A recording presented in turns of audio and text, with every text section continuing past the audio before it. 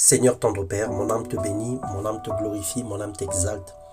Mon âme t'élève parce que tu es souverain, tu es Dieu, et par ta grâce, par ton amour, par ta miséricorde, Père, tu nous gardes fidèles à toi et tu renouvelles pour nous le souffle vie. Car tes bontés ne sont pas épuisées, tes compassions ne sont pas arrivées à leur terme, tu l'as encore renouvelé ce matin dans nos vies. Que ton nom soit béni et glorifié. Bonjour bien-aimé, bonjour mon frère, bonjour ma soeur, bienvenue dans notre partage quotidien. Que le Seigneur vous fasse entrer dans son repos, en sorte que la paix et la joie que seul donne sa parole demeurent en nous dans le nom de Jésus-Christ. Ce matin, nous allons partager la parole de Dieu. Le thème de notre méditation, l'échange standard. Dépose tes fardeaux et prends celui de Jésus-Christ. Le Seigneur t'appelle à échanger avec lui les fardeaux. Tu lui donnes tes fardeaux et tu prends les siens. Dans Matthieu 11, le verset 28 au verset 29, il est écrit « Venez à moi, vous tous qui êtes fatigués et chargés, et je vous donnerai du repos. Prenez mon joug sur vous et recevez mes instructions, car je suis doux et humble de cœur, et vous trouverez du repos pour vos âmes. » Quelquefois, nous nous perdons dans la compréhension de la parole de Dieu, mais en réalité, Dieu est fidèle et sa parole est lumière. Nous nous posons la question, comment se fait-il que j'ai des fardeaux, je vais le déposer à ses pieds, mais je prends encore des fardeaux qui lui appartiennent. Alors ça peut troubler notre compréhension.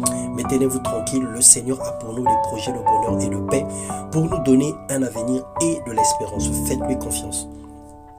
En vérité, il y a une vérité et il y a une réalité à ne pas oublier. Quel que soit du côté où nous pouvons nous trouver, nous aurons toujours des fardeaux. Ça, c'est une vérité.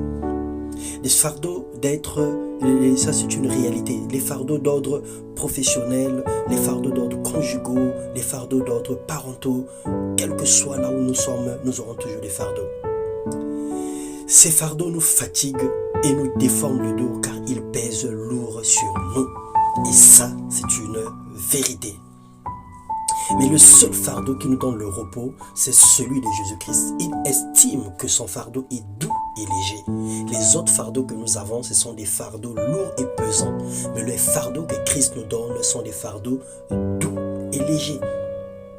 Il nous demande de lui confier nos problèmes, qu'on dépose à ses pieds nos fardeaux et qu'on récupère les siens.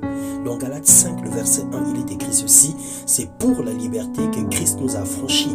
Demeurez donc fermes et ne vous laissez pas mettre de nouveau sous le joug de la servitude.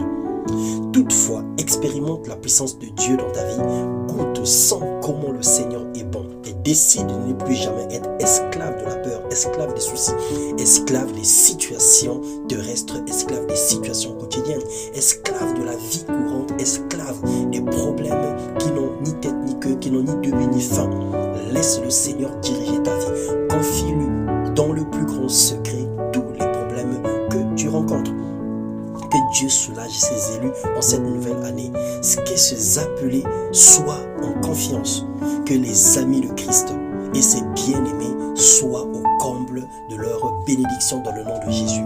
Parce que le Seigneur nous fait entrer dans son repos. Le Seigneur nous fait entrer dans une saison de récolte. Le Seigneur est en train de séparer le blé et l'ivraie. Le Seigneur est en train d'enlever les mauvaises herbes autour de nous. Ne compte pas tes péchés.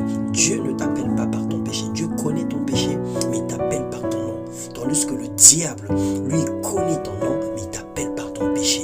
Alors que le Seigneur t'ouvre les yeux afin que tu contemples son amour, que tu contemples sa grandeur et sa grâce, que tu réalises sa puissance et sa présence dans ta vie dans le nom de Jésus.